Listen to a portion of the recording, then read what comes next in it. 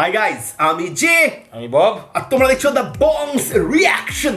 অনেকটা দিন বাদে নিয়ে চলে এসেছি সেই মিজানুর রহমান আজহারি হুজুরের একটি ওয়াজ, যার নাম হচ্ছে নারীদের জন্য একটি শিক্ষণীয় ঝগড়া। নারীদের জন্য একটা শিক্ষণীয় ঝগড়া। আচ্ছা, মানে নারীরা ঝগড়াই করে সাধারণত, এই এসব বলিস না ভাই। শিক্ষণীয় ঝগড়া, শিক্ষণীয় ঝগড়া। যেহেতু আজহারি স্যার আছেন, সেখান থেকে কিছু কিছু শেখার জায়গা থাকবে। তো এই জন্য আজহারি স্যারকে আমরা এতটা পছন্দ করি এবং যেভাবে উনি কথাগুলো বলেন সেগুলো এত সুন্দর গ্রহণযোগ্য হয়ে যায় যে কিছু বলার কথা না। তাই। এবং বারবার করে সেই জিনিসটার জন্য আমরা আজহারি স্যারের ভিডিও আনতে এতটা মানে ভালো লাগে অন্যান্য ভিডিও থেকে, যে আজহারি স্যার একটু ভিডিও শুনেই কেউ শিখতে পারবো, কেউ জানতে পারবো। তো সেই পুরো যে অনেকবার নিয়ে এসেছি আমরা রোজ টিভি 24 সেই চ্যানেল থেকে আমরা নিয়ে এসেছি আবার এই ওয়াচটা। তো অরিজিনাল ভিডিও লিঙ্কটা আমাদের ডেসক্রিপশন বক্সে দেওয়া থাকবে, চলে যাবে চ্যানেলটাতে, চ্যানেল সাবস্ক্রাইব করে ভিডিওটা লাইক শেয়ার, তারপর যাবে দ্য বংস রিয়াকশনে মনের মতো রিয়াকশন দেখার জন্য। তো চলো ভিডিওটা দেখে নিই, এই ওয়াচটা শুনে নিই, তারপর বাকি কথা হবে। আগে আমরা একটা ঝগড়ার উপর নিয়েছিলাম, কি জানো না? শাশুড়ি আর বৌমার ঝগড়া। হি ওয়াজ এ ভেরি গুড মিডিয়েটর, ভালো মধ্যস্থতাকারী ছিলেন। স্ত্রীদের মধ্যেও ঝগড়া লাগতো, বিশ্বনবীর স্ত্রীদের মধ্যেও খুনসুটি হতো, ঝগড়া আচ্ছা, এটা মারামারি। বিশ্বনবীর একমাত্র ভার্জিন কুমারী স্ত্রী ছিল আয়েশা রাদিয়াল্লাহু তাআলা আনহা।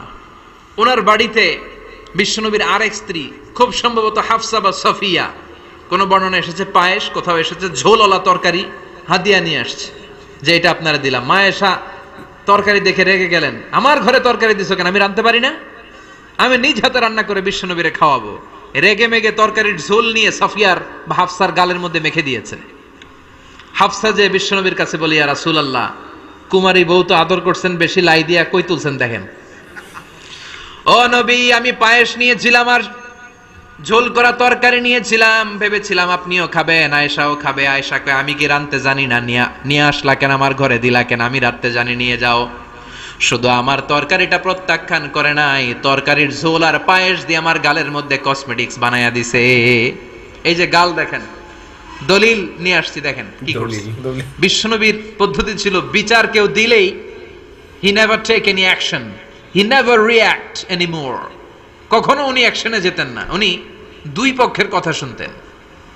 সুবহানাল্লাহ পড়েন। আর আমাদের বিচার করতে গেলে একজনের কথা শুনে আরেকজনরে বাস আছে না নাই? বললেন আয়েশারে ডাকো। আয়েশা, এমন করেছো? করেছি। কেন করেছো? বললে, ইয়া রাসূলুল্লাহ, মাথাটা গরম ছিল, সত্যি নিজেকে সামলাতে পারিনি গো নবী, সামলাতে পারিনি, আমি ভুল করেছি, আমি স্বীকার করলাম, মাফ করে দেন। বিশ্বনবী বললেন, এবার ঠিক আছে, দুজনের কথা আমি শুনেছি, এবার আমার জাজমেন্ট হচ্ছে কিসাস, মানে যেমন করেছো তেমন, গুতা মারলে গুতা, ঘুষি মারলে ঘুষি, আঘাত করলে আঘাত, ঠিক কিনা? হাফসাকে তুমি যেমনি ঝোল মাখিয়ে দিয়েছো, হাফসা তুমিও বাটি থেকে ঝোল নিয়ে আয়েশার গালে পলিশ করে দাও। হাফসাও সুযোগ পাইয়া ঝোল নিয়ে মাইখা দিছে। এবার দুইজনের গালে কসমেটিক্স। বিশ্বনবী মুচকে হাসলেন, আরশের উপর থেকে খুশি হয়ে গেল কে? এটা হচ্ছে বিশ্বনবীর বিচার করার বুদ্ধিমত্তা। হি ওয়াজ এ ভেরি গুড মিডিয়েটর। ঝগড়া লাগলেই, বুখারীতে একটা চ্যাপ্টার আছে, চ্যাপ্টারের নাম হচ্ছে ইযহাবু বিনা নুসলিহ বাইনাহুম। চ্যাপ্টারের নাম আমাকে নিয়ে চলো, আমি মিলাইয়া দিব। চ্যাপ্টারের নাম কি? আমাকে নিয়ে যাও, আমি মিলাইয়া দিয়ে আসবো। কত জায়গায় যে বিশ্বনবী যে মিলাইয়া দিয়ে আসতেন। মক্কা থেকে তিনি যখন মদিনায় এসছেন, মদিনার দুইটা গোত্র ছিল, আউস আর খাজরাজ। এদের এই দুই গোত্রের মধ্যে 100 বছরের মারামারি, 120 বছরের যুদ্ধ, কেউ থামাতে পারে না। থামাতে পারবে কি করে? বাবা যখন মারা যায়, ছেলেরা বলতো, আমারে মারছিল, তোরাও মারবি। কেউ যখন ইন্তেকাল করে ওসিয়ত করে যেত, আমারে কোপাইছে, তোরাও কোপাবি, কোপায়া সাইজ করে ফেলবি। তো সবাই সবার রাগ আর ঝাল মেটানোর জন্য এরকম ছেলে মেয়েদেরকে ওসিয়ত করে যেত যে এই যুদ্ধ যেন বন্ধ না হয়, আমার প্রতিশোধ তুই নিবি বাবা। এরকম ডাকাইত কিছু লোক আছে না নাই? দাউ দাউ করে আগুন শুধু জ্বালাতে চায়। 120 বছরের যুদ্ধ কেউ থামাতে পারে না। বিশ্বনবী মক্কা থেকে মদিনায় হিজরত করলেন। মদিনায় যে উভয় পক্ষরে নিয়ে বসলেন, উভয় পক্ষের সব কথা শুনলেন। এরপরে কথা শোনার পরে মাত্র 7 দিনের ব্যবধানে বিশ্বনবী 120 বছরের যুদ্ধ মিটায়ে দিলেন। এতদিন পর্যন্ত নিয়ম ছিল, আউসের কেউ খাজরাজের কোনো মেয়ে বিয়ে করে না, খাজরাজের কোনো ছেলে আউস থেকে মেয়ে নেয় না। ওদের আনন্দ ওদের মতো, এদের আনন্দ এদের মতো।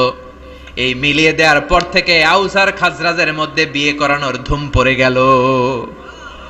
এরা কুরবানির গোশত নিয়ে আউসের এরা খাজরাজের বাড়িতে দিয়ে আসে, খাজরাজের এরা আবার ওট জবাই করলে বড় রান দিয়ে আসে আউসের কাছে। সুবহানাল্লাহ পড়েন।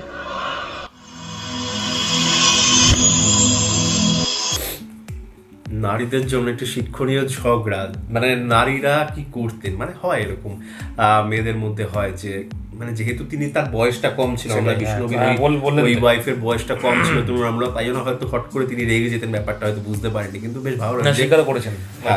এবার সব থেকে বড় ব্যাপার যে তিনি স্বীকার করেছেন একেবারেই, যে তিনি অস্বীকার করে জাননি, স্বীকার করেছেন যে হ্যাঁ মাথা গরম হয়েছে, আমি করে ফেলেছি, ক্ষমা করে দেন। এবং বিষ্ণু বিষয়টা কি করলেন যে যেটা প্রাপ্য যে প্রায়শ্চিত্ত করতে হবে সেটা কিন্তু তিনি বিশ্বনবী ঠিকঠাকভাবে করে দিয়েছেন। এটাই হচ্ছে বিশ্বনবী যেটা হুজুর বললেন আর এই হুজুর যে বিশ্বনবী সব থেকে বড় একটা জিনিস।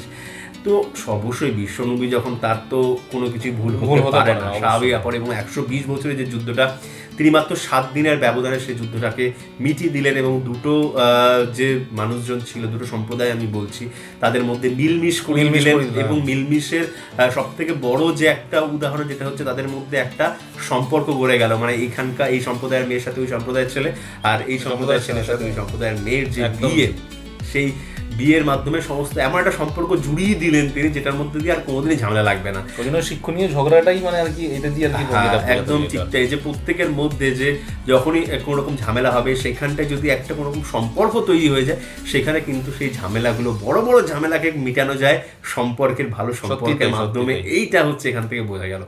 অবশ্যই মিজানুর হুজুর রয়েছেন, তো তিনি বোঝাবেন, আমরা বুঝতে পারবো না, হতেই পারে না, সত্যি তাই।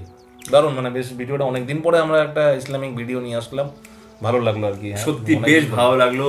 মিজানুর রহমান সত্যি শিক্ষণীয় ছিল ভিডিওটা, ছোট ছিল কিন্তু শিক্ষণীয়, এটা সত্যি বেশ ভালো লাগলো ভিডিওটা। অনেক কিছু জানতে পারলাম, আশা করি যারা ভিডিওটা দেখেছো তারা অনেক কিছু জানতে পারবে। অবশ্যই। তো যদি তোমাদের আমাদের সাথে এই ভিডিওটা দেখে ভালো লেগে থাকে তাহলে করে দাও লাইক, শেয়ার, সাবস্ক্রাইব আর বেল বাটনটা টান করে বাজিয়ে দাও। যারা চ্যানেল নতুন চ্যানেলটা তাড়াতাড়ি সাবস্ক্রাইব করে নাও, আর কমেন্ট করে জানিও কেমন লাগলো আমাদের রিয়াকশন। আর তার সাথে সাথে কি করবে, ইনস্টাগ্রামে দুজনকে বেশি করে ফলো করো, আর ইউটিউবে চ্যানেলটাকে বেশি করে শেয়ার করো। শেয়ার করছো না কিন্তু, বেশি করে শেয়ার করলে কি হবে, সাবস্ক্রাইবার ভিউয়ার্স বেশি বেশি করে বাড়বে।